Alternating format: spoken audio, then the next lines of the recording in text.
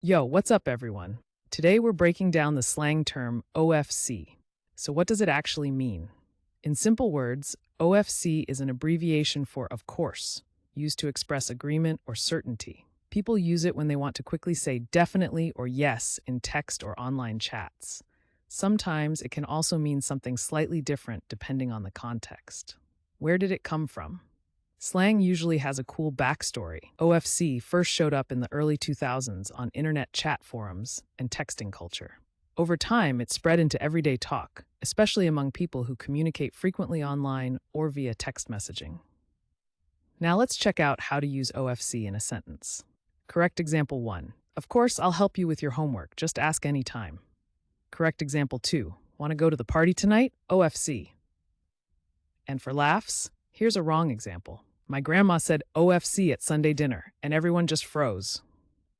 See how slang adds personality and vibe? Using OFC right makes you sound natural, but using it wrong can be hilarious. Quick recap. OFC means an abbreviation for of course, used to express agreement or certainty.